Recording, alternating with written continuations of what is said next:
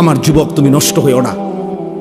আমার নওজোয়ান, তুমি নষ্ট হইও না। আমি এইমাত্র বলছি, আজকে আমাদের পূর্বপুরুষ, আলহামদুলিল্লাহ, আমাদের দাদারা, বাবারা, আমাদের জেনারেশন, আমরা যারা 40-45 বছরের বয়সী, আমাদের পূর্বপুরুষ, দাদা, বাবা আকসারই দিনদার ছিল। 3 পুরুষ দিনদার ছিল। আজকে তোমরা যারা 18, 20, 25 বছর বয়সে তোমরা একটা ওয়াক্ত নামাজ পড়ো না, সারা দিন সারা রাত মোবাইল, নারী, ছবি, অশ্লীল দৃশ্য, উলঙ্গ নাচ গান নিয়ে ব্যস্ত আছো, তোমাদের হাতেও একটা জেনারেশন আসবে। আল্লাহ চাহে তো ইনশাআল্লাহ তোমরাও বিয়ে করবা, আল্লাহ দিলে তোমাদেরও বাচ্চা সন্তান হবে। সেদিন তোমরা বুঝবা তোমাদের এই অব্যাহত গুনাহ, অসভ্যতার, অস্থিরতার খেসারত তোমাদেরকেই দিতে হবে। আমি একটা উদাহরণ বলি, শুনেন কামাল ভাই। আমাদের কুমিল্লার, আপনি তো চিনবেনই, মুরাদনগর মাদ্রাসার যিনি মুহতামিম শেখুল হাদিস আল্লামা মুফতি আমজাদ হোসাইন সাহেব, বাংলাদেশের একজন অন্যতম আলেম, ওয়ায়েস, উনি নিজে বলছে, এক ভদ্রলোক, ওনার ঘনিষ্ঠ, ওনার মেয়েটা আরেকটা ছেলের সাথে ভাগ্যা গেছে। ভাগ্যা যাওয়ার পরে মেয়েটার তালাশে উনি বহু তালাশ কইরা মোটামুটি সন্ধান পাইয়া আনতে পারে নাই, থানায় মামলা করছে। কসম আল্লাহর, উনি নিজে বলছে, ওই মেয়েটা মেয়ের বাবার কাছে চিঠি লিখছে, এটা চিঠি পাঠাইছে। চিঠির মধ্যে মেয়ে স্পষ্ট লিখছে, আপনারা দুইজন যে কাজটা করেছিলেন অবিকল আমি তো তাই করলাম, এখন আমার বেলায় পুলিশ পাঠালেন কেন? আমার বেলায় থানায় মামলা কেন? আপনারা বাপ মাও তো ভাগ্যা গিয়েই বিয়ে করছেন, এখন আমার বেলায় থানায় পুলিশ পাঠালেন কেন, মামলা দিলেন কেন? ওই বাবা অঝরে কাঁদছে যে হ্যাঁ, আমার সন্তান আমার বেইজ্জতি আমারে শোধ দিয়া দিল, আমার বাপ আমারে বুঝাই দিল, ফিরাই দিল আমার সন্তান। এই জন্য প্রিয় সন্তান, মনে রাখো, কোরআনুল কারীমের মধ্যে আছে, আল্লাহ তাআলা বলেন, কালিলাম মা তাশকুরুন, শুকর আদায় করে কম, কালিল, কালিলাম মা তাদাক্কারুন। কোরআনুল কারীমে আল্লাহ বলেন, আমি আল্লাহর কথা থেকে উপদেশ গ্রহণ করে কম।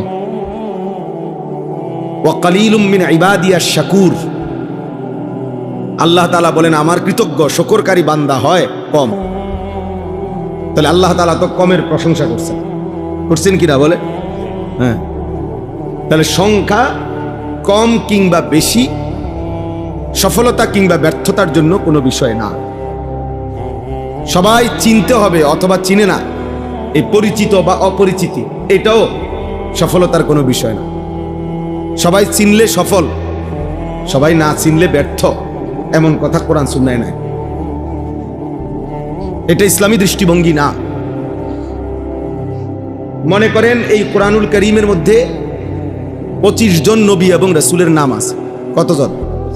তাহলে এখন 25 জন নবী এবং রাসূলের নাম আছে। পৃথিবীর অন্যান্য সমস্ত কিতাব একত্র করলে আরো কিছু নবী রাসূলের নাম পাওয়া যাবে। আচ্ছা, ধরে নিলাম আরো 100, ধরে নিলাম আরো 200, ধরে নিলাম আরো 300, এত হবে না। তাইলে বাকি নবী রাসূলদের এখন সংখ্যা আমাদের সবাই আমরা মিলে বলি যে 25 জন নবী এবং রাসূলের নাম কোরআনে উল্লেখ হয়েছে। তো নবী এবং রাসূল সর্বমোট 25 জনই তো 1,24,000 এই বর্ণনাটিকে যদি ধরা হয়, এই রাওয়ায়াতটাকে যদি ধরা হয়, তো আসমানের নিচে জমিনের উপরে একেবারে যদি বাড়ি চালানো দেয়, তারপরেও তো 1000 খানিক নবী এবং রাসূলের নাম পাওয়া যাবে না। তাইলে বাকি যে এই লক্ষের উপরে নবী এবং রাসূলদের নাম পৃথিবীর কোনো কিতাবে নাই, কেউ জানে না, তাইলে ওনারা ব্যর্থ, বলো না ভাইয়া? তাইলে কি হলো? সবাই চিনতে হবে সফলতার জন্য, এটা জরুরি না,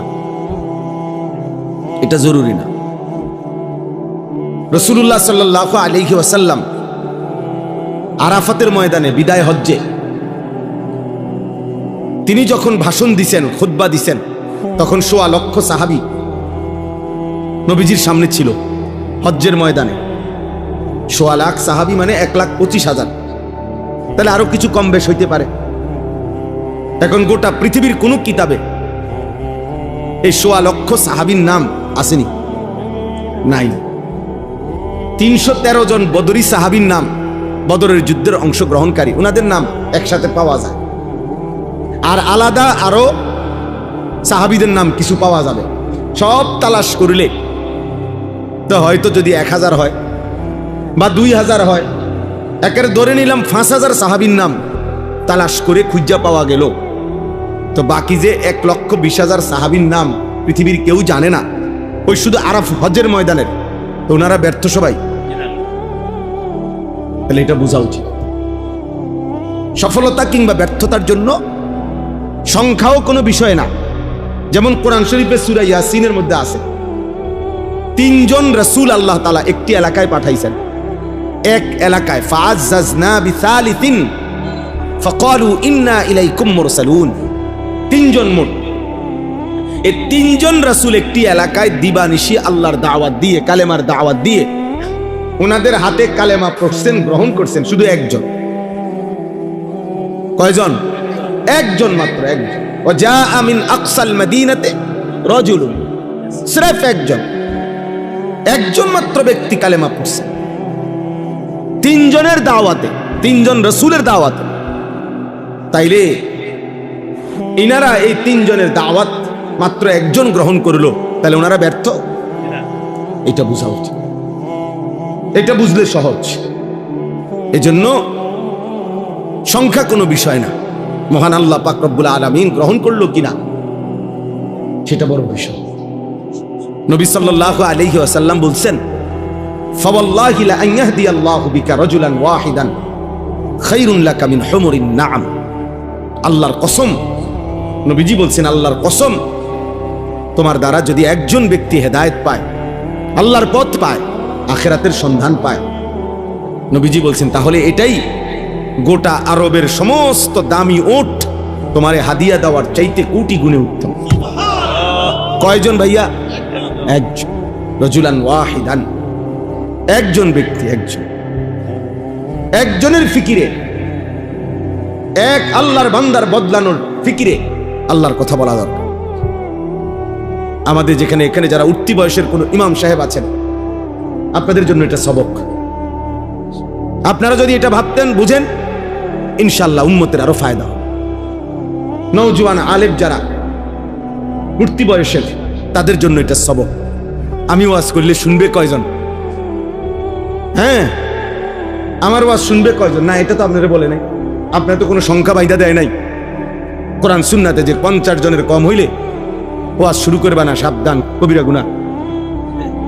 কথা বলেন না কেন? 48 জন হইলেও কি করবে না? না, সাবধান, মাইকে হু দিবা না। এমন কোন বিধান আছে? তাইলে আল্লাহর কথা বলতে থাকা, আল্লাহর জন্য বলতে থাকা, অল্প হোক বেশি হোক, সারাক্ষণ উম্মতের ফিকির করা। আমাদের দাওয়াত ও তাবলীগের বিশ্ববিখ্যাত মুরব্বী হযরত মাওলানা আহমদ লাট সাহেব দামাত বারাকাতুহুমুল আলিয়া, তিনি বলছেন রাসূলুল্লাহ সাল্লাল্লাহু আলাইহি ওয়াসাল্লাম এবং সাহাবায়ে কেরামের প্রত্যেকের দিলের মধ্যে এই ফিকির ছিল কিভাবে আল্লাহ পাকের এক এক বান্দা জাহান্নাম থেকে মুক্তি পাবে, জাহান্নাম থেকে মুক্তি পাবে। দোস্ত, এটা ছিল নবীজির ফিকির, এটা ছিল সাহাবায়ে কেরামের ফিকির। একজন আল্লাহর বান্দা কিভাবে বেঁচে যাবে। নবী সাল্লাল্লাহু আলাইহি ওয়াসাল্লাম বলছেন, ওয়া আনা আখিযুন বিহুজাজিকুম। এটা আমি বুঝাইতে হবে, এটা তরজমা। তরজমা বুঝাইবার জন্য এইভাবে বুঝাই। আমি যদি আমার এই দোস্ত আবু হানিফ ভাই ও আমরা সাথী, ব্রাহ্মণবাড়িয়া দারুল আরকাম মাদ্রাসা আমরা একসাথে পড়ছি, অনেক মহব্বতের দোস্ত আমার। তো আমি দেখতেছি যে এখানে আগুনের মধ্যে সে নিজে ঝাঁপ দিতে চাচ্ছে, পড়তে চাচ্ছে। তো আমি তার হাত ধরে বললাম, দোস্ত, ওটা আগুন, তুমি যাইও না, মানে তুমি জ্বলে যাইবা। সে আমার ইচ্ছা করলে উনি আমার হাত ধরে রাখলে ছেড়ে দিতে পারে। ছাড় বেটা, আমি যাবই, তোর কি? ঠিক আছে, হতে পারে। এবার আমি কাঁধে ধরলাম, কাঁধে হাত দিয়া বললাম, দোস্ত না, তুমি ওই আগুনে যাইও না, তুমি জ্বলে যাইবা, তুমি ক্ষতিগ্রস্ত হবা, আমি বন্ধু তোমারে যাইতে দেব না। এবারও ইচ্ছা করিলে কাঁধের হাত সে ছাড়াই দিতে পারে, কাঁধের থেকে হাত নামাই দিতে পারে, সর বেটা, আমি যাবই। আচ্ছা, এইবার যদি আমি এইভাবে কোমরে জড়াইয়া ধরি, কোমরে, যে না দোস্ত আমি তোরে যাইতে দেব না, ওই আগুনে পড়তে দেব না, তাইলে ছেলেরা বাবা তোমরা শোনো, তাইলে নিয়ম কি? হাতের বাঁধন ছেড়ে দেওয়া যায়, কাঁধের থেকে হাত ফেলে দেওয়া যায়, কিন্তু কোমরে যদি কেউ জড়াইয়া ধরে এখান থেকে ছুটে যাওয়া কঠিন কিনা? কথা বলেন না, অনেক কঠিন। খোদার কসম নবী বলছে, ওয়া আনা আখিযুন বিহুজাজিকুম, উম্মত আমি চেয়েছি আমার একটা একটা উম্মতকে এভাবে কোমরে জড়াইয়া ধরে জাহান্নামের আগুন থেকে বাঁচাই। আমি এটা চেয়েছি, আমার এক এক উম্মত তবুও যেন জাহান্নাম থেকে বেঁচে যায়, জাহান্নাম থেকে বেঁচে। এজন্য নবী সাল্লাল্লাহু আলাইহি সাল্লাম দুয়ারে দুয়ারে ঘুরছেন, দাঁড়ে দাঁড়ে ঘুরছেন, কালেমার ফেরি করছেন, কালেমার ফেরি করছেন, কখনো উপরে কখনো নিচে, কখনো হাটে ঘাটে মাঠে বাজারে মেলায় তাবুতে তাবুতে, প্রত্যেক অবস্থায় পাথর মারছে তবুও কালেমার দাওয়াত দিছে, ধাক্কা দিছে তবুও নবী সাল্লাল্লাহু আলাইহি সাল্লাম কালেমার দাওয়াত দিছে। আবু জেহেল উটের পচা নারী বুড়ি পিঠের উপরে চাপায় দিছে তবুও কালেমার দাওয়াত দিছে। তায়েফের পাথরের আঘাতে সারা দেহ রক্তে রঞ্জিত করে দিছে, এই রক্ত মাখা দেহ নিয়েও হাত তুলে উম্মতের জন্য বদদুয়া করে নাই, বলছে আয় মাওলা মাফ করে দেন। ওরা বুঝে নাই, ওরা বুঝে নাই, ওরা আমারে চেনে নাই। আল্লাহুম্মা গফির লিকওমি ফাইন্নাহুম লা ইয়ালামুন, আল্লাহ আমার জাতিকে মাফ করে দেন। ওরা বুঝে নাই, ওরা চিনে নাই, ওরা চিনতে পারে নাই। এইভাবে দোস্ত ছেলেরা বাবারা নবী সাল্লাল্লাহু আলাইহি ওয়াসাল্লাম চেষ্টা করছেন। তারিখে ইবনে খাল্লিকানের মধ্যে আছে, আরবি কিতাব, নবী সাল্লাল্লাহু আলাইহি ওয়াসাল্লাম আবু জেহেলের কাছে 4000 বার কালেমার দাওয়াত দিয়েছে, 4000, 4000 শুধু আবু জেহেলকে কালেমার দাওয়াত দিয়েছে। এক ফিকির ছিল, কিভাবে আমার একটা উম্মত বাইচা যাবে, কিভাবে আমার একটা উম্মত জাহান্নাম থেকে বাঁচবে, আল্লাহকে পেয়ে যাবে। একজনের ফিকির করছে, 10 জনের ফিকিরও করছে, কখনো একজনের কাছে, কখনো 10 জনের কাছে, আবার কখনো 1.25 লক্ষ সাহাবীর সামনেও নবীজি কথা বলছে, কথা বলছেন। কবি আরশ पर कभी फरश पर, कभी उनके दर कभी दर बदर, गमे आशिकी तेरा शुक्रिया मैं कहां कहां से गुजर गया, कभी हो रास्तू में तन्हा कभी हो गुरूदे सहरा, मैं जुनू का हम सफर हो मेरा कोई घर नहीं है। रसूलुल्लाह सल्लल्लाहु अलैहि वसल्लम যেন বলতেন এটা, মেরা কোই ঘর নেই হ্যাঁ, আমার কোনো ঘর নাই, উম্মতের দুয়ারই আমার ঘর, উম্মতের দুয়ারই আমার ঘর। কবি হো রাস্তু মে তন্হা, কখনো রাস্তায় আমি একাকী ঘুরছি, আল্লাহর কথা ফেরি করছি, কখনো শূন্য মরুভূমিতে একাই হাঁটছি, উম্মতের জন্যই চোখের পানি ফেলছি, চোখের পানি ফেলছি। এই জন্য ভাইয়া এই আজকের এই মাহফিলের ইন্তজাম যারা করছেন, আমার প্রথম কথা এটা, এই ফিকির কলিজার মধ্যে থাকতে হবে আমাদের। মুসলমানের এই নওজোয়ান, এরা নামাজ পড়বে শতভাগ কোন দিন? আমাদের এই যে ভরপুর ছেলে, আলহামদুলিল্লাহ এখন রাত 12টা 9 বাজে, রাত গভীরে যারা আল্লাহর কথা শুনতে বসছে, তারা ইচ্ছা করলে তাদের কলিজার ভিতরে যদি আল্লাহর মহব্বত কলিজা ছিঁড়ে বুঝানো যাইতো, তারা আজকের 5 ওয়াক্ত নামাজের সেজদাও দিত। কিন্তু প্রিয় বন্ধু, তোমরা ইনসাফ করো, অনেক ছেলে তোমরা আলহামদুলিল্লাহ এত রাত বসছো এক মৌলবীর বয়ান শুনতা, কিন্তু এমন অনেকেই আছো যারা আজকের সারা দিনে 5 ওয়াক্ত নামাজের 1 ওয়াক্ত নামাজও পড়ো নাই। হায় বন্ধু, আমার দোস্ত, আমার সন্তান, আমার ছেলে, আমার ছোট ভাই, তুমি করলাটা কি? কারে নারাজ করলা? কারে নারাজ করলা? কেমনে পারলা? কেমনে সম্ভব হইল এই বেনামাজি জিন্দিগি? এশার নামাজও পড়লা না, এই অবস্থায় দোস্ত যদি ঘুমাও, অনেকে রাত ভোর জেগে জেগে নারী দেখো, ছবি দেখো, মোবাইলের অস্থির দৃশ্য দেখো, নারী আর ছবি দেখে প্রিয় বন্ধু ছেলেরা শরীর তো নাপাক হয়, হারাম বীর্যপাত হলে শরীর তো নাপাক হয়, তো এশার নামাজও পড়লা না, শরীরটাও নাপাক, এই অবস্থায় ঘুমায় রইলা। আমার বন্ধু যদি এই রাত আর ভোর না হয়, এই ঘুম যদি আর না ভাঙে, আল্লাহর কসম, গতকালকের পত্রিকা তো আসছে, ফিলিস্তিনি এক 6 বছরের বাচ্চা, সে সাক্ষাৎকার দিছে, আমি আমার বন্ধুদের সাথে খেলতেছিলাম, হঠাৎ করে বোমা পড়ছে, আমি বেহুশ হয়ে গেছি। আমার যখন হুঁশ আসছে, 6 বছরের মাসুম বাচ্চা বলতেছে, আমি হুঁশ ফিরে আসার পরে দেখি আমার ডান হাতটা নাই, আমার হাত আমার সাথে নাই, আমি আর হাত খুঁজে পাই নাই। কত অনাথ, কত অসহায়, কত বাচ্চা বাবার স্নেহ, মায়ের আদর থেকে বঞ্চিত। প্রিয় বন্ধু, প্রিয় ছেলেরা আমার, বাবারা আমার, ইনসাফের সাথে ভাইব। এই পৃথিবীতে এই মুহূর্তে রানিং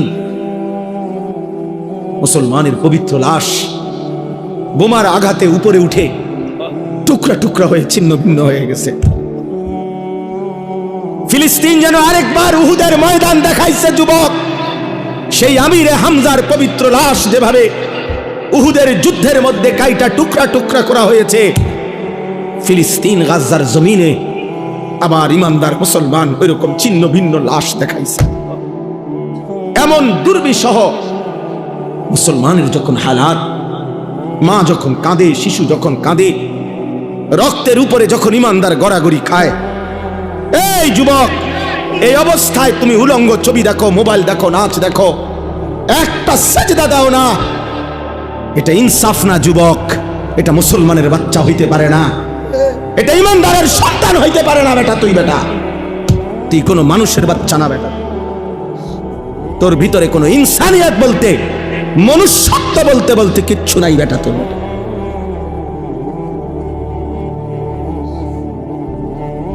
ওই জানোয়ার তোর চাইতে ভালো বেটা। তুমি মুমিনের রক্ত দেখো নাই? তুমি মজলুমের আহাজারি শোনো না? ওমা লাকুম লা তুকাতিলুনা ফি সাবিলিল্লাহ ওয়াল মুস্তাদাফিনা মিনার রিজালি ওয়ান নিসাই ওয়াল বিলদান আল্লাযীনা ইয়াকুলুনা রাব্বানা আখরিজনা মিন হাযিহিল ক্বরিয়াতিয যালিমি আহলুহা। আল্লাহ বলে, তোমাদের কি হলো? তোমরা কেন আল্লাহর রাস্তায় জীবন দিচ্ছ না, জিহাদ করছো না?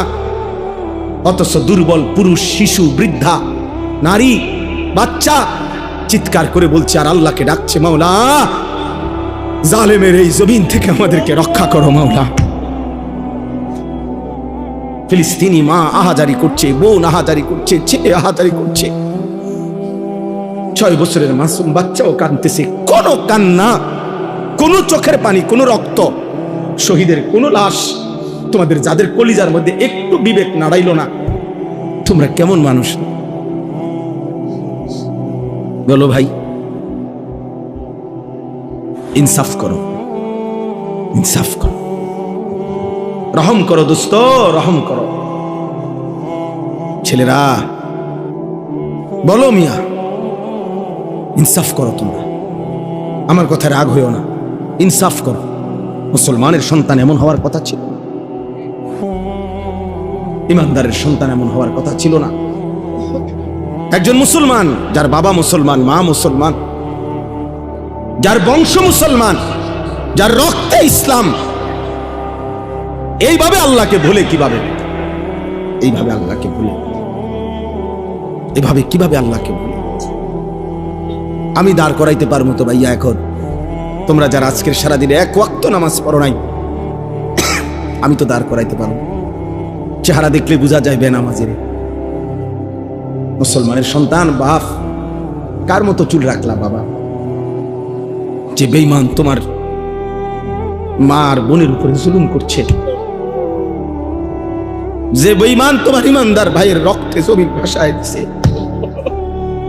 তুমি তার মতো সাজলা? ছি ছি ছি! মুসলমান এত নির্লজ্জ হয় কেন? ইমানদার এত আত্মমর্যাদাহীন হয় কিভাবে? মনে রাখেন সবাই এবার বলি, বিজয় ফিলিস্তিনেরই হবে।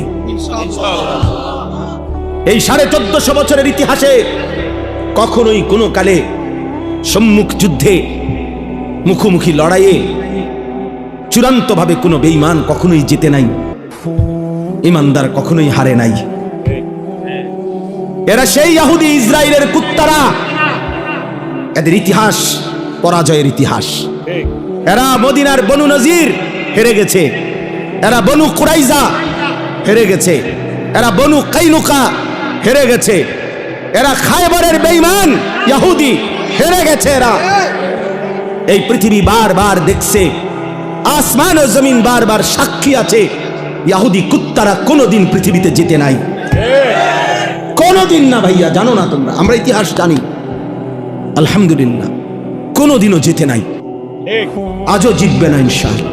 সময়ের ব্যবধান, সব জালেমের পতন একই সময়ে হয় না, একই সময়ে হয় না। কারো পতন 950 বছর পরে হইছে, কারো পতন 400 বছর পরে হইছে, কারো পতন 150 বছর পরে হইছে, কারো পতন সিরিয়ায় 48 বছর পরে হইছে, বাংলাদেশের জালেমের পতন 16 বছর পরে হইছে। অতএব এটাই সত্য, ইসরায়েলের কুত্তারাও হেরে যাবে ইনশাআল্লাহ। মনে রাখো যুবক,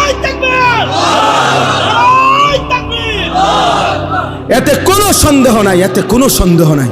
কিন্তু দেখার বিষয় হলো আল্লাহ তাআলা ঈমানের বিজয় দিবে, ঈমানের বিজয় দিবে। ফিলিস্তিন হারে নাই, মাটির নিচে হাজার হাজার মুজাহিদ অক্ষত আছে,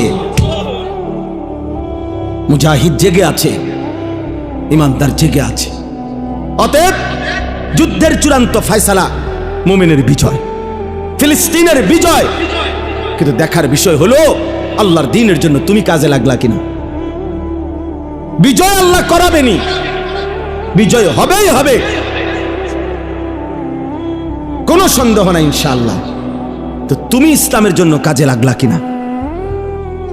আমার যুবক তুমি নষ্ট হইও না, আমার নওজোয়ান তুমি নষ্ট হইও না। আমি এইমাত্র বলছি, আজকে আমাদের পূর্বপুরুষ, আলহামদুলিল্লাহ আমাদের দাদারা বাবারা, আমাদের জেনারেশন, আমরা যারা 40-45 বছরের বয়সী, আমাদের পূর্বপুরুষ দাদা বাবা আকসারি দিনদার ছিল, 3 পুরুষ দিনদার ছিল। আজকে তোমরা যারা 18, 20, 25 বছর বয়সে তোমরা একটা ওয়াক্ত নামাজ পড়ো না, সারা দিন সারা রাত মোবাইল, নারী, ছবি, অশ্লীল দৃশ্য, উলঙ্গ নাচ গান নিয়ে ব্যস্ত আছো, তোমাদের হাতেও একটা জেনারেশন আসবে। আল্লাহ চাহে তো ইনশাআল্লাহ তোমরাও বিয়ে করবা, আল্লাহ দিলে তোমাদেরও বাচ্চা সন্তান হবে। সেদিন তোমরা বুঝবা তোমাদের এই অব্যাহত গুনাহ, অসভ্যতার, অস্থিরতার খেসারত তোমাদেরকে দিতে হবে। আমি একটা উদাহরণ বলি, শুনেন কামাল ভাই। আমাদের কুমিল্লার, আপনি তো চিনবেনই, মুরাদনগর মাদ্রাসার যিনি মুহতামিম শেখুল হাদিস আল্লামা মুফতি আমজাদ হুসাইন সাহেব, বাংলাদেশের একজন অন্যতম আলেম ওয়ায়েস, উনি নিজে বলছে, এক ভদ্রলোক, ওনার ঘনিষ্ঠ, ওনার মেয়েটা আরেকটা ছেলের সাথে ভাগ্যা গেছে। ভাগ্যা যাওয়ার পরে মেয়েটার তালাশে উনি বহু তালাশ কইরা মোটামুটি সন্ধান পাইয়া আনতে পারে নাই, থানায় মামলা করছে। কসম আল্লাহর, উনি নিজে বলছে, ওই মেয়েটা মেয়ের বাবার কাছে চিঠি লিখছে, এটা চিঠি পাঠাইছে। চিঠির মধ্যে মেয়ে স্পষ্ট লিখছে, আপনারা দুইজন যে কাজটা করেছিলেন অবিকল আমি তো তাই করলাম, এখন আমার বেলায় পুলিশ পাঠালেন কেন? আমার বেলায় থানায় মামলা কেন? আপনারা বাপ মা তো ভাগ্য গিয়েই বিয়ে করছেন,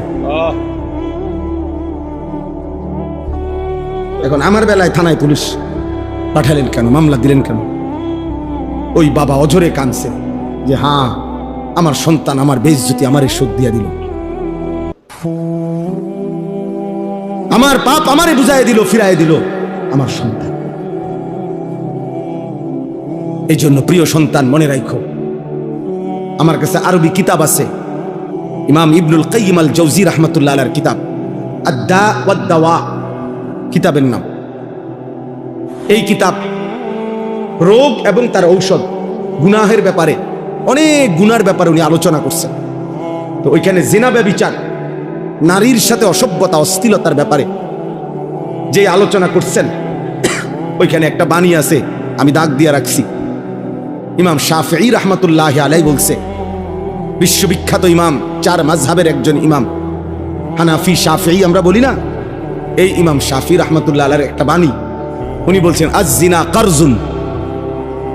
ইমাম শাফিঈ রাহমাতুল্লাহ আলাইহি বলছে, যুবক ছেলেরা বাবা শোনো, উনি বলছে জিনা এবং বেবিচার এটা করজ, এটা ঋণ।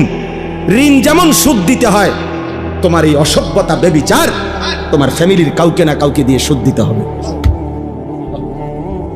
আল্লাহর কসম, তোমার যদি বিশ্বাস না হয় এই কিতাব আমি দেখাবো, এবং এই কিতাবের বাংলা অনুবাদও আছে। তোমার সুদ দিতে হবে।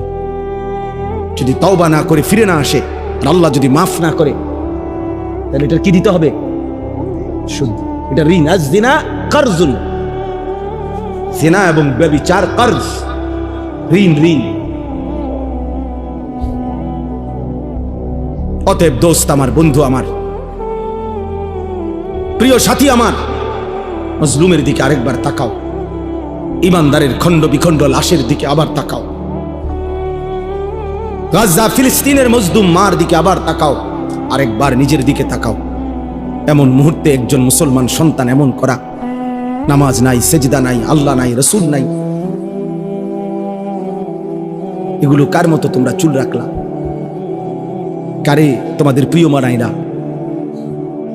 কার লেবাস, কার পোশাক তোমাদের পছন্দ হলো? দোস্ত আমার, কোন খেলোয়াড়ের গেঞ্জি পরলা? সে মুসলমান? আর্জেন্টিনার খেলোয়াড় মুসলমান, ব্রাজিলের খেলোয়াড় মুসলমান, তো সে তোমার পছন্দ হলো কেন? মেসি তোমার প্রিয় হবে কেন? এ তো পত্রিকা আসছে, ওর 2টা বাচ্চা হওয়ার পরে, যে মহিলার থেকে 2টা বাচ্চা হয়েছে, তার 9 বছর পরে ওই মহিলারে বিয়ে করছে 2টা বাচ্চা নেই। হ্যাঁ, এটা তো আমি নিজ চোখে দেখছি ব্যাপারে। 9 বছরের অবৈধ মেলামেশায় 2টা বাচ্চা হয়েছে, এরপরে 2 বাচ্চা লইয়া হে ওই মহিলারে বিয়ে করছে। 9 বছর পরে বাচ্চা হয়েছে, আরো 9 বছর আগে। এত বড় অসভ্য কোন মুসলমানের সন্তানের মডেল হইতে পারে? তো তোমার চুল তার মতো হবে কেন? সামান্য বিবেকও কি থাকবে না মিয়া? বলো। হাইসো না বাপ, হাইসলে মনে রাখো তুমি প্রতিবন্ধী, মূলত তোমার তার সিরা। এই জন্য কোনো কথাই তোমার উপরে আসর করে না, কারণ মাতাল এমনই হয়। যার তার সিরা পাগল, সে সব কথাই হাসে, কারণ তার তো তার সিরা নাই। তো বিবেকের দংশন থাকা উচিত, নাই তো বিবেকের মধ্যে একটু অনুশোচনা আসা উচিত যে আমার কি করণীয় এই মুহূর্তে পৃথিবীতে। 1948 সালে ব্রিটিশ এই ফিলিস্তিন ভূখণ্ডের তাদের অধিকার ছেড়ে দিছিল। 1948 সালে ইসরায়েলের এই বেঈমানরা অবৈধভাবে তাদের এই রাষ্ট্র ঘোষণা দিয়ে সেদিন থেকে মুসলমানদের উপরে ফিলিস্তিনে জুলুম শুরু করেছে। আমার ভাই, আজকে 77 বছর। তুমি এখন ক্যালকুলেটর লাগাও, 1948 থেকে 2025, 77 বছর একটানা মজলুম ফিলিস্তিনি রক্ত দিচ্ছে, জীবন দিচ্ছে। 1947 ইংরেজিতে ব্রিটিশ যখন এই ভারতীয় উপমহাদেশ থেকে চলে যায়, তখন র্যাডক্লিফ, ব্রিটিশ একজন গবেষক, সে এই দেশ মানে এই ভারতের হিন্দুস্তানের মানচিত্র আঁকা দিছিল। এক অংশে হিন্দুস্তান, এক অংশে পাকিস্তান, কিন্তু কাশ্মীর সংখ্যাগরিষ্ঠ মুসলমানের একটা এলাকা, ওইটার কোনো সমাধান দিয়া যায় নাই তারা। এটা কোন অংশে? এই 47-এর পর থেকে আজকে 78 বছর একটানা কাশ্মীরের মুসলমান কলিজার খুন দিচ্ছে, রক্ত দিচ্ছে, আজও তারা স্বাধীনতা পায় নাই। 78 বছর ধরে, 1947 থেকে 2025। 1964 ইংরেজিতে সর্বপ্রথম রোহিঙ্গার মুসলমানরা জুলুমের শিকার হয়েছে, শুরু হয়েছে। এই সামরিক সরকার, জান্তা সরকার তাদের উপরে জুলুম শুরু করছে।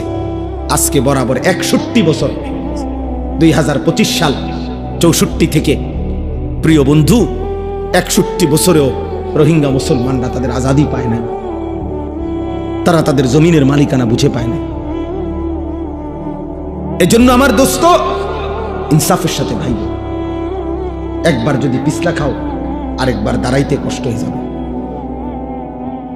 একবার যদি পাও পিছলে পড়ে যাই আরেকবার দাঁড়াইতে কষ্ট। তাহলে 77 বছর মজলুম ফিলিস্তিনি মার খাবে, 78 বছর কাশ্মীরে রক্ত ঝরবে, 61 বছর টানা রোহিঙ্গা রক্ত ঝরবে, আর তোমার উপরে আমার উপরে কখনোই কোনো মুসিবত আসবে না, এমন কাগজপত্র গ্যারান্টি করা আছে তো? বলো না, একটা ছেলে বলো। তাইলে বাবা তুমি কেমনে আরো নিশ্চিন্ত হয়ে গেলা? তুমি এমন নিরাপদ হয়ে গেলা কিভাবে যে তোমার এক ওয়াক্ত নামাজ নাই, সেজদা নাই, আল্লাহ নাই, রাসূল নাই, হালাল হারামের কোনো পাক নাফাকের কোনো ধার ধারণা, একটা মোটরসাইকেল জিন্দিগি, একটা মোবাইল জিন্দিগি, একটা নারীর সাথে প্রেম, এটাই জীবন, চুলের ফ্যাশন, এটাই জীবন বানায় ফেলছ, বন্ধুদের সাথে অসৎ আড্ডা, কিছু অশ্লীল বিশ্রী বাজে কথাবার্তা, নিজেদের মধ্যে অসভ্য নোংরা কথাবার্তা, এটাকেই জীবনের আনন্দ, হাসি খুশি বানায়। অসভ্যতা আনন্দ হয় কেমনে ভাইয়া? প্রিয় ভাই বলো, কোন কোন কিতাবে লিখছে, কোন বইতে লিখছে, কোন ডিকশনারিতে যে নোংরামিটা আনন্দ, অসভ্যতা আনন্দ? তুমি একটা মেয়ের পিছনে ঘুরলা, এটা তো অসভ্যতা, এটা তো আনন্দ না। তুমি উলঙ্গ ছবি দেখলা, এটা তো নোংরামি, এটা তো আনন্দ হতে পারে না। অশ্লীলতা তো পৃথিবীর কোনো ভাষায়, কোনো দেশে, কোনো ধর্মে অশ্লীলতাকে আনন্দ বলে না, অসভ্যতাকে আনন্দ বলে না। অতএব ইনসাফ করো। মূলত দিল মরে গেছে যার, আখিরাত ভুলে গেছে যে, ইনসানের কাতার থেকে যে নিজেকে বিচ্ছিন্ন করেছে, জন্তু এবং জানোয়ারের খাতায় যে নিজের নাম লেখাইছে, অসভ্যতার, অস্থিরতা, আল্লাহকে ভুলে থাকা একমাত্র তার পক্ষে সম্ভব।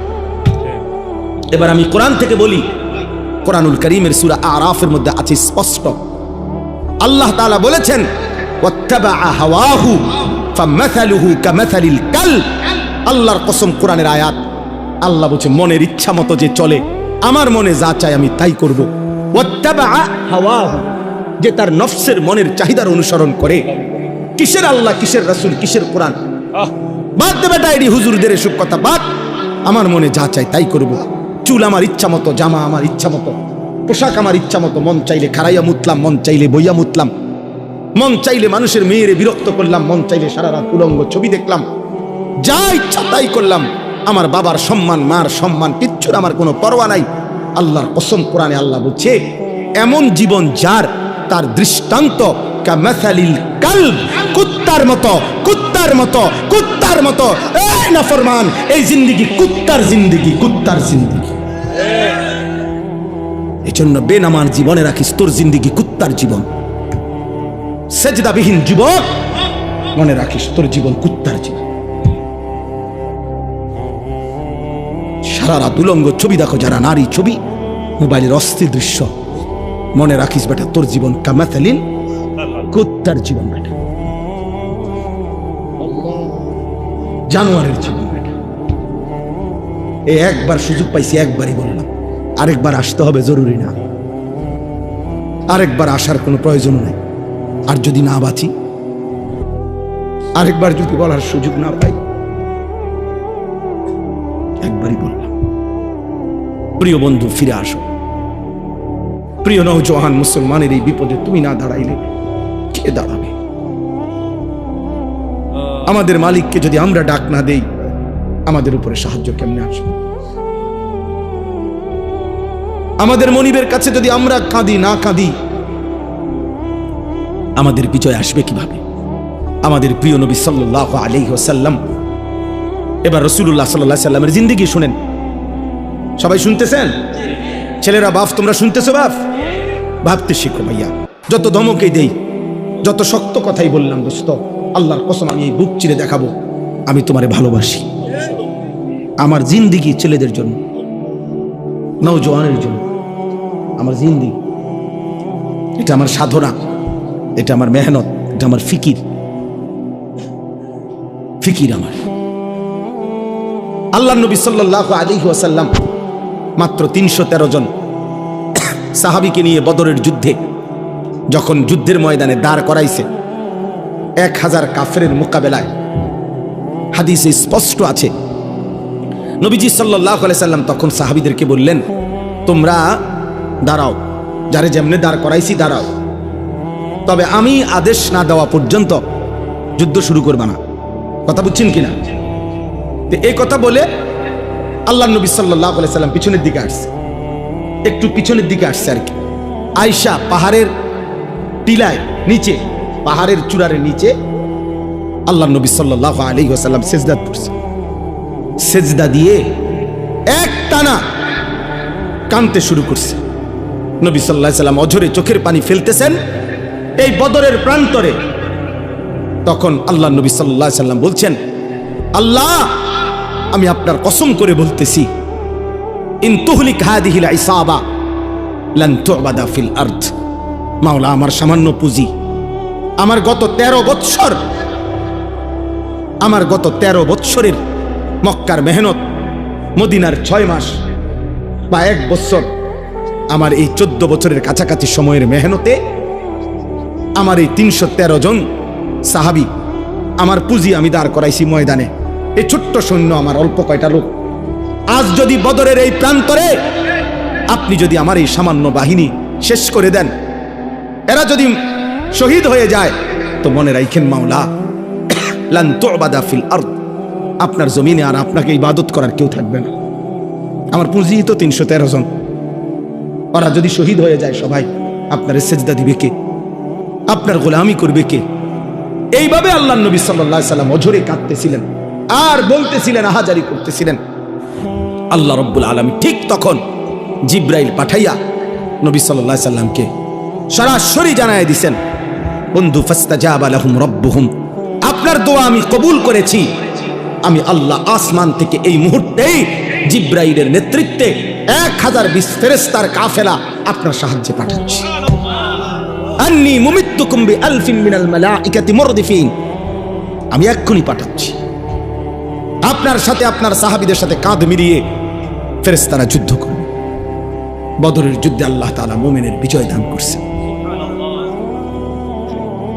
বিজয় দান করছেন। তাহলে এই জন্য ভাইয়া, প্রিয় ভাই আমার, রাসূলুল্লাহ সাল্লাল্লাহু আলাইহি ওয়াসাল্লাম চোখের পানি ফেলছেন, আল্লাহ নবী সাল্লাল্লাহু আলাইহি ওয়াসাল্লাম। আজকে আমরা তো কমপক্ষে চোখের পানিটা তো ফেলতে পারি। এই মুহূর্তে আমরা যদি গাজা যাইতে তো চাই, যাওয়ার জন্য কসম আল্লাহর, শুধু মাহফিলে বলতেছি না, একাকিত্ব মালিকের কাছে 1000 বার বলছি, মালিক যদি এই জান তোমার পছন্দ হয় তো এই জান দিতে রাজি আমি, তবুও মজলুমকে বাঁচায় দাও, মজলুমকে বাঁচায় দাও। যে সারা বাংলাদেশ ব্যাপী যখন মিছিল হয়েছে, আমাদের সবাই আমরা মিছিল করছি, আলহামদুলিল্লাহ, আমরাও মিছিলে গেছি, আমরাও মিছিল। আমার ছোট ছেলে, আমার 2 ছেলে, আমার বড় ছেলে 13 বছর, ওরে আমি সাথে নিছি, তো আমার 7 বছরের ছোট ছেলে, এই যে আমাদের সারা দেশ একসাথে যে মিছিল করলাম আমরা, 7 বছরের ছেলে ওই দাঁড়ায় আছে। তা আমি বলি, আব্বা তুমি ছোট মানুষ, তুমি যাইও না। আলহামদুলিল্লাহ, মালিকের দয়া, আমার বিবি ওই আমারে বলতেছে যে আমার পক্ষ থেকে আমি আমার ছোট ছেলেকে দিলাম, কসম আল্লাহ, বলছে ওরও নিয়ে যান, এটা আমি আমার পক্ষ থেকে দিলাম। অতএব আমি এই মাত্র বলছি, রাসূলুল্লাহ সাল্লাল্লাহু আলাইহি সাল্লামের একজন মহিলা সাহাবী হযরত আয়েশা রাদিয়াল্লাহু তাআলা আনহার বড় বোন হযরত আসমা রাদিয়াল্লাহু তাআলা আনহা, ওনার ছেলে ছিলেন আব্দুল্লাহ ইবনে জুবায়ের রাদিয়াল্লাহু তাআলা আনহু, বিখ্যাত সাহাবী। সর্বশেষ উনি যখন হাজ্জাজ ইবনে ইউসুফের বিরুদ্ধে যুদ্ধ করার জন্য বের হইতেছিল, শেষবারের মতো দুশমনের মোকাবেলায় যুদ্ধে যাওয়ার সময় ওনার আম্মা এই আসমা হযরত আবু বকর সিদ্দিক রাদিয়াল্লাহু তাআলা আনহুর মেয়ে, উনি তখন 90 ঊর্ধ্ব বয়স, উনি চোখে দেখতেন না, অন্ধ হয়ে গেছিলেন। এই মহিলা আসমা আবু বকর রাদিয়াল্লাহু তাআলা আনহুর কন্যা, মানে আয়েশা রাদিয়াল্লাহু তাআলা আনহার বোন। তো আব্দুল্লাহ ইবনে জুবায়ের ওনার ছেলে, উনি যুদ্ধে যাবে, শেষবারের মতো মার কাছে আসছে বিদায় নিতে। মা রে আয়েশা বলছে, মা আমার এই শেষবারের মতো দোয়া করে দাও, আমি শহীদ হওয়ার জন্য দুশ্মনের মোকাবেলায় যাচ্ছি।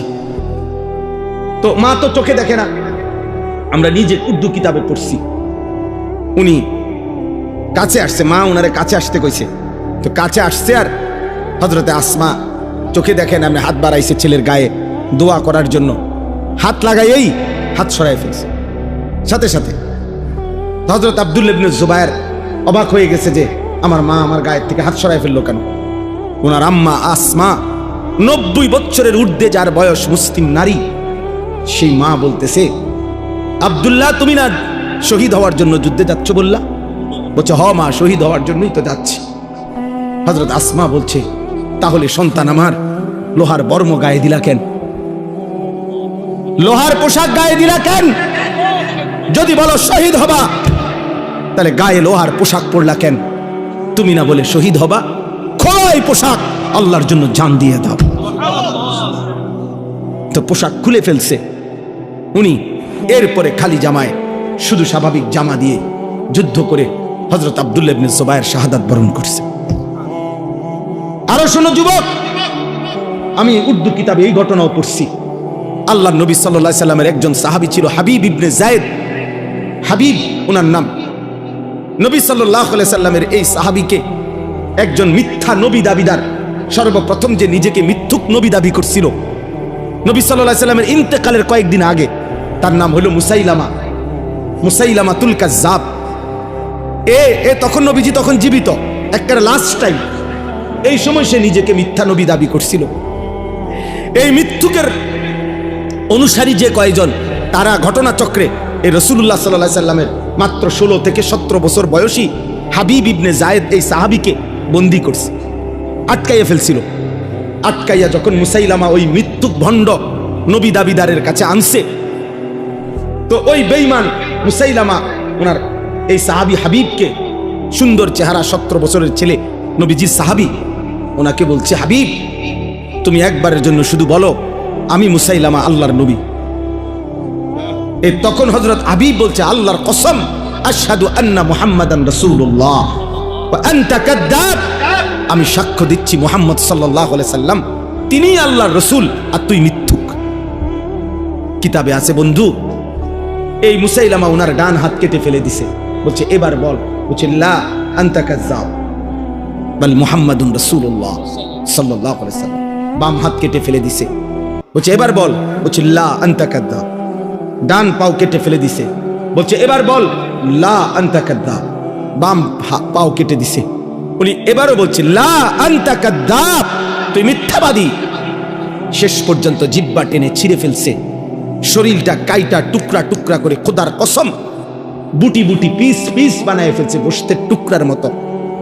এরপরে হযরত হাবিব ইবনে যায়েদের পবিত্র লাশকে টুকরা টুকরা করে ছিন্ন ভিন্ন করে ফেলে দিছে। আমরা ওই কিতাবে পড়ছি। ওনার এই খবর মদিনায় আসছে যে ওনারা যে এইভাবে নির্মমভাবে শহীদ করছে। তখন ওনার মা ছিল মহিলা সাহাবী, ওনার আম্মাও মহিলা সাহাবী, উম্মে আম্মারা ওনার মায়ের নাম। এই উম্মে আম্মারা তিনি ওনার কাছে আইসা, লোকেরা শুনাইছে, মা তোর ছেলে হাবিব মুসাইলামার বাহিনীর হাতে শাহাদাত বরণ করছে। কিন্তু ওনারে বলছে, মা তোর ছেলের মৃত্যু বড় নির্মম মৃত্যু হইছে। মুসাইলামা একটা একটা করে অঙ্গ কাইটা কাইটা টুকরা টুকরা করে একেবারে পিস পিস বানায় ফেলছে। কিন্তু তোমার সন্তান একবারের জন্য মদিনার রাসূলকে অস্বীকার করে নাই, মুসাইলামাকে 1 সেকেন্ডের জন্য নবী মানে নাই। বারবার তোমার সন্তান শেষ নিঃশ্বাস পর্যন্ত মদিনাওয়ালার নাম বলে গেছে। তখন আমরা কিতাবে পড়ছি, ওই মহিলা, ওই সাহাবীর মা একটা চিৎকার দিয়া সবার সামনে বলছে, লিহাদাল ইয়াউম আরদাতুহু, মদিনাবাসী আল্লাহর কসম এমন একটা দিনের জন্যই আমি আমার সন্তানকে বুকের দুধ খাওয়াইছি, বুকের দুধ খাওয়াইছি। অতএব বাবা, এক মা তার পবিত্র দুধের সৌভাগ্য বলতেছে যে সন্তান আমার দুধের হক আদায় করছে, আমার বুকের দুধের হক আদায় করছে, আল্লাহর জন্য জান দিছে। আজকে তোমাদের মারাও 2 বছর তোমাদেরকে দুধ পান করাইছে, তোমাদের বাবা হাজারো বার তোমাদের মুখে গালে চুমা দিছে, তোমাদের বাবার ঘাম ঝরানো টাকা দিয়েই সংসার চালাইছে। বিনিময়ে মা বাবাকে এত বড় অপমান কইরো না। রাসূলুল্লাহ সাল্লাল্লাহু আলাইহি ওয়াসাল্লাম 23 বছরে কি পরিমাণ কাঁদছেন, তিনি কাঁদছেন। আমি প্রায় বলি এ কথাটা যে নবী সাল্লাল্লাহু আলাইহি সাল্লাম অসংখ্য উম্মতের আমলনামা দেখে যখন দেখবে পৃষ্ঠার পর পৃষ্ঠা নামাজ নাই, রোজা নাই, হালাল হারামের কোনো অনুভূতি নাই, পাক নাফাক বলতে কিচ্ছু নাই, 30 বছর ফজরের নামাজ পড়ে না এমন উম্মত 40 বছর কোনোদিন হারাম ছাড়া হালাল খায় নাই, সুদের ব্যবসা করে গেছে 40 বছর, দাড়ি কাইটা গেছে 30 বছর, মিথ্যা বলছে, 60 বছর বয়স আমল নামায় দেখা যায় বিড়ি আর সিগারেট ছাড়া কোনো দিন বাকি নাই, গালি ছাড়া কোনো দিন নাই, নাচ গান টেলিভিশন ছাড়া কোনো রাত নাই। আল্লাহর কসম, নবী সাল্লাল্লাহু আলাইহি সাল্লাম ওই উম্মতের দিকে তাকাইয়া চোখের পানি ফেলে নবীজি বলবে, উম্মত আমার 23 বছরের চোখের পানি, আমার তায়েফের রক্ত, আমার উহুদের দান শহীদ বিনিময়ে এই আমল নামা, এই আমল নামা। উম্মত তুমি জানো না তায়েফে আমার এই পরিমাণ পাথর মারছে, যে পাথরের আঘাতে রক্ত ঝরতে ঝরতে আমার পায়ের জুতা পায়ের সাথে জমাট বাইধা গেছে। হযরত যায়েদ বলছে রাসূলুল্লাহ সাল্লাল্লাহু আলাইহি ওয়াসাল্লামের জুতা মুবারক পায়ের সাথে জমাট বাইধা গেছে রক্তে। নবীজি জিজ্ঞেস করবে, উম্মত এতটা রক্ত ঝরাইলাম, উহুদের ময়দানে দান শহীদ করলাম, ক্ষুধার কষ্টে পেটে 2টা পাথর বাঁধলাম, সারা রাত দাঁড়িয়ে আম্মা জান আয়েশা রাদিয়াল্লাহু তাআলা আনহা নবীজির স্ত্রী বলছেন, আমার ভাই আমি শেষ করে দিচ্ছি, নবীজির স্ত্রী আম্মা জান আয়েশা রাদিয়াল্লাহু তাআলা আনহা বলছেন, আমি আমার রাসূলকে দেখছি এশার নামাজের পরে একটু পরেই তিনি দাঁড়াইছে, ফজরের নামাজের আজানের আগ পর্যন্ত এক দাঁড়ানোতে, আল্লাহর কসম উম্মতের জন্য এক দাঁড়ানোতে চোখের পানি ফেলে কাঁদছে আর দোয়া করছে। হাত্তা তাওয়াররামাত কাদামাহু, 2টা পাও ফুলে ফুলে গেছে। নবী সাল্লাল্লাহু আলাইহি সাল্লাম এই আমল নামা দেখবে, দেখে বলবে, উম্মত আমার এত চোখের পানি, আমার এত কান্না, তায়েফের এত রক্ত, উহুদের দান শহীদ করা, পেটে পাথর বাঁধা ক্ষুধার কষ্টের বিনিময়ে, এই বিনিময় যদি কোনো বাবা তার ছেলেকে বলে, বাপ গত 12টা বছর আমি তোরে জমি বিক্রি করছি, ভিটা বিক্রি করছি, আমার একটা হালের বলদ ছিল এটা বেচা ফেলছি, আমার একটা মোটরসাইকেল ছিল আমি এটা বিক্রি করে দিছি, তোর মায়ের কদ্দুর গহনা ছিল আমি সেই গহনাটাও বিক্রি করে গত 6 বছর তোর ঢাকা শহরে পড়ালেখার, ইউনিভার্সিটির পড়ালেখার যাবতীয় খরচ আমি বাপ দিছি, বিটাটা পর্যন্ত বিক্রি করে দিছি, বন্ধক দিয়ে দিছি, বিনিময়ে আজ 6 বছর পরে তুই এই কি ফলাফল আনলা, এখানে ফেল। এই বাপ কি কাঁদবে না তখন? কথা বলেন না কেন? নবী সাল্লাল্লাহু আলাইহি সাল্লাম তো জিজ্ঞেস করবে, উম্মত আমার 23 বছরের চোখের পানি, রক্ত, আমার ক্ষুধার কষ্টের বিনিময়ে এই তোমার চুল, এই তোমার পোশাক, এই তোমার আমল নামা, কি জবাব দিবেন? হ্যাঁ কি বলে? এইখানে এই আয়াত আমি পড়ছি, এই আয়াত রাসূলুল্লাহ সাল্লাল্লাহু আলাইহি সাল্লামের জন্মেরও বহু আগে হযরত ইব্রাহিম আলাইহিস সালাম তিনি আল্লাহর কাছে দোয়া করছেন, আল্লাহ আমি সারাটা জীবন আমি আপনার কাছে আমার ভালোবাসা মহব্বতের পরীক্ষা দিছি। ওয়াইদিবতালা ইব্রাহিমা রাব্বুহু বিকালিমাতিন ফাআতাম্মাহুন্না, আল্লাহ ইব্রাহিম আলাইহিস সালামকে বহু পরীক্ষা করছে, বহুবার, প্রত্যেক পরীক্ষায় ইব্রাহিম আলাইহিস সালাম গোল্ডেন এ প্লাস পাইছে। ফাআতাম্মাহুন্না, উত্তীর্ণ হয়েছে ইব্রাহিম আলাইহিস সালাম প্রত্যেকবার, ছোট্টবেলা থেকে নিয়ে এই যতবার পরীক্ষা করছে, প্রতি পরীক্ষায় উত্তীর্ণ হওয়ার পর তাফসীর মাআরিফুল কোরআনে আমি পড়ছি আল্লাহ তাআলা 70 বার ইব্রাহিম আলাইহিস সালামকে মোট পরীক্ষা করছে। কোন বর্ণনায় আছে 40 বার, কোন বর্ণনায় আছে 30 বার। এই 70 বারের পরীক্ষায় প্রত্যেকবারে তিনি পাশ করছেন। 70 বারের পরে আল্লাহ তাআলার কাছে ইব্রাহিম আলাইহিস সালাম দোয়া করার সুযোগ পাইছিলেন, দোয়া করার, কিছু চাইবার।